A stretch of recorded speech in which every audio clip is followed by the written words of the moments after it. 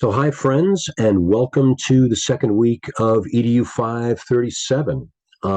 Thank you for a great first week. I really enjoyed your comments. I really enjoyed your interactions, and I look forward to continue to working with you on leadership and particularly leadership as a literacy specialist. So, what I wanted to do in this mini lesson was a couple of things. Talk about some of the major themes that are involved in week two, and there are actually two. One is the idea of followership and being a follower. What kind of follower are you, and how can your following affect your leadership and your understanding of followership affect your leadership? So, followership is one piece. The second thing that we're going to focus on is an organizational analysis and the idea of organizational culture. So, the reading for this week has to do, or at least one of the readings for this week, has to do with Edgar Schein's theory of organizational culture and what that is, and sort of unpacking and an explanation of how organizational culture works. In this particular week, I've dropped in a description of the organizational analysis paper that you're going to have due on November 20th.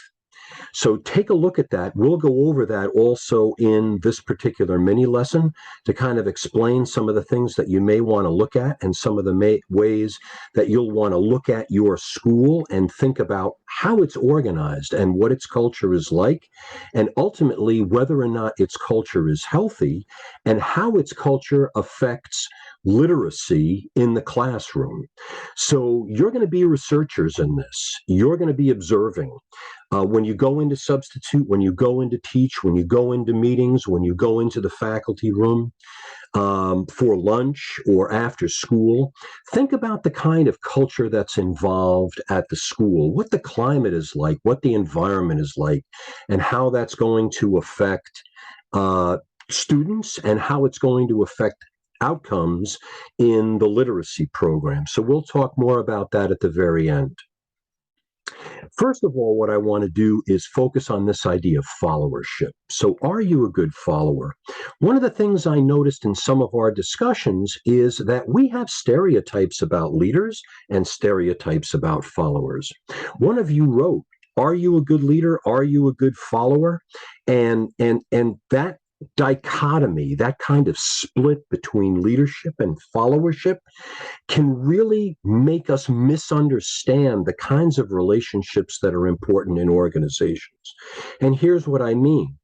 We think of leaders as being superb human beings, as people who get out in front of everybody else, who do things that nobody else can do. As we're starting to see, leaders are really regular people who sometimes step up in different situations. Leaders are people who recognize particular strengths and take over or help when it's apparent that their help is needed on teams and in organizations. So leaders can be defined pretty broadly, and there are as many different leaders as there are people in the world. Are you a follower? So that's sort of a challenge like, hey, are you going to think for yourself? But actually, followers do think for themselves, and good followers are very, very competent individuals. So don't use those kinds of stereotypes to just pigeonhole leaders on the one hand and followers on the other. Think about them as being interrelated and followers as being very, very important to leaders and to how organizations function. So let's take a little bit of a look at followership. So followers make organizations run.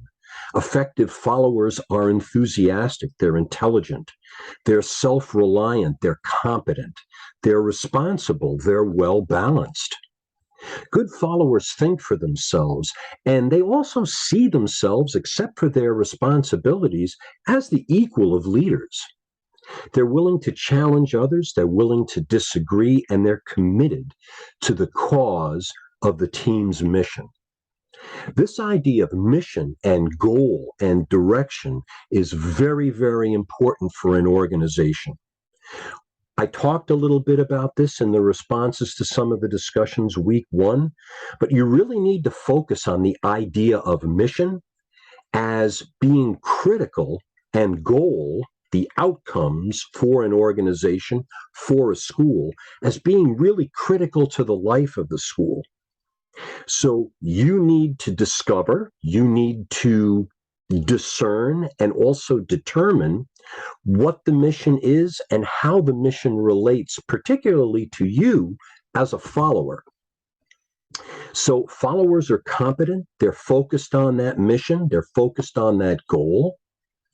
They're good judges of themselves and their own strengths and weaknesses, and they see coworkers as colleagues rather than competitors. They're also courageous. Followers have an ethical point of view. So from that perspective, they're a lot like leaders because leaders need the same thing.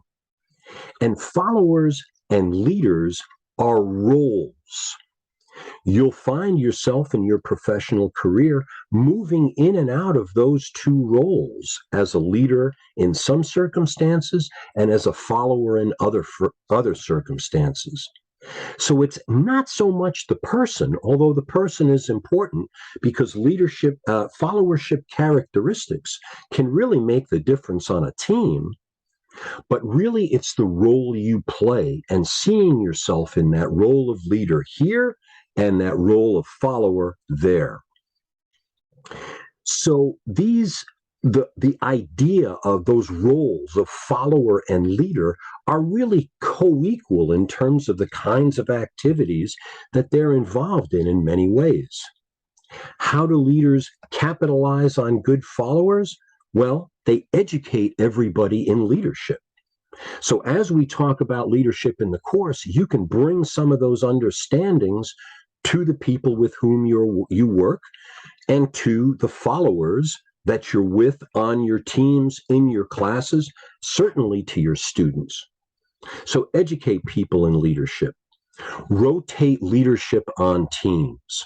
So when you're developing groups in your classes, when you are looking at how teams function at your schools, and when you're leading teams, recognize that different people need to take on that leadership role or can take on that leadership role on that team or in that group.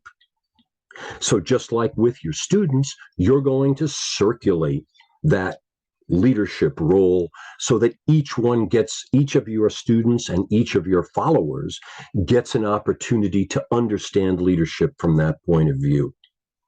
Delegating your responsibilities is important also. So bringing everybody onto the team into the goal, into the mission of the team, and in the process, providing responsibilities that they're going to need to achieve in order for that team to function well and to realize its mission and goals. And finally, reward good followership. Reward ethical behavior, reward competence, reward followers who speak up at team meetings, even if it's to challenge you as a leader or challenge other followers on the team. Because that's really what makes for effective functioning in a culture and effective functioning as an organization and as a team. When people speak up and let their opinions, their ideas, and their responsibilities be known to other members of the team and other members of the organization. So you can see that followership is really, really important. And I hope the video that I popped in for this week also gives you a perspective on followership and how the second person into a particular circumstance is also a leader, even though they're following what the first person indicates as the goal or the activity for the team. So don't think of leaders and followers as stereotypes. Think of them as blending and really necessary for one another. And we'll see this too when we look at Ernest Shackleton and the people who followed him and recognize what good followership was for them as well. So let's leave that topic of followership and let's look at that organizational analysis.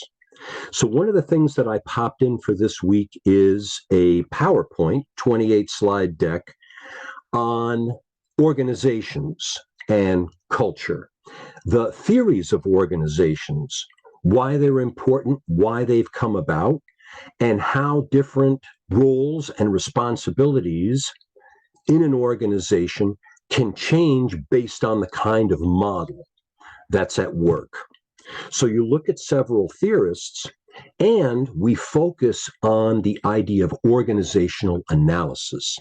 Organizational analysis comes from culture. So understanding Shine's article in your analysis groups is going to be very important for this week.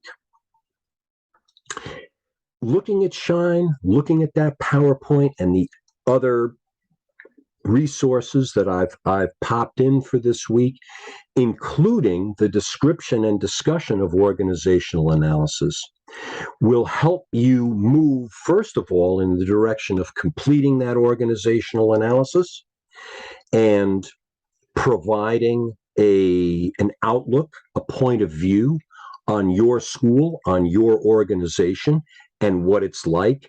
Is it healthy? How is that culture in your organization, which you're going to be analyzing? How does that affect the outcome? How does that affect the mission? And how does that affect literacy? So one of the things that I dropped in as a resource for this week is this handout, which gives you some ideas, some questions, and basically structures what an organizational analysis should look like when you're asking the question, what's the culture like in my school? We talk about organizational health both in the PowerPoint deck and here. So it's that sense of identity. It's that capacity to cope and learn. And fundamentally, it's the alignment of the various parts. That's what you're going to be looking at. So there are some explanations about adaptive coping and the components of culture and subculture. Those components of culture are the things that you want to be looking at in your organization and in your school. And you can do this on a daily basis. Have a notepad or something with you. And when you see an indication of culture, when you see people behaving in particular ways, attend a meeting that's constructed in a particular way, or visit a classroom where there is some question about how that mission is actually being fulfilled in that literacy setting, those are things you want to note. So as a researcher, you want to be an observer. You want to ask questions of your colleagues and the leadership in your school as well to determine what the culture is like. Levels of culture is going to be very important for you in your organizational analysis. Here are some of the things you look for. How are conflicts handled, for example? What kinds of relationships exist in the school? Are they healthy? Are there good relationships between teachers and teachers, teachers and administrators, teachers and students and one another? So all the time you're going to be observing and seeing what those relationships are like and making note, because you can include those in your organizational analysis. That organizational analysis is also going to be part of your final project, because you're going to give us a complete picture of what your school is like and how you would adjust, change, manage, monitor the professional development and professional learning in the school to improve the culture if it needs to be improved. You're looking at espoused values. So what does the school say is important? And what does the district say is important? You can look at meeting minutes. You can go to different social events in order to get an idea of what the culture at your school is like. And you're going to see how well that culture is aligned to the mission, vision, and values of the school and the district. Different questions to consider as you look around. How are mistakes handled, for example? Is there support in the resources that are provided for the school's mission, vision, and values? What happens when there's outside stress and change? How does change work in the culture? You don't have to answer all of these questions. However, these questions are used to guide that organizational analysis and maybe have you think a little bit about what you're seeing and what you're observing as you go through the school on a daily basis and as you go through your classes. So take a look at those questions and think about them as well. Finally, importantly, you want to be objective about this. So don't look at this organizational analysis so much from a first-person point of view.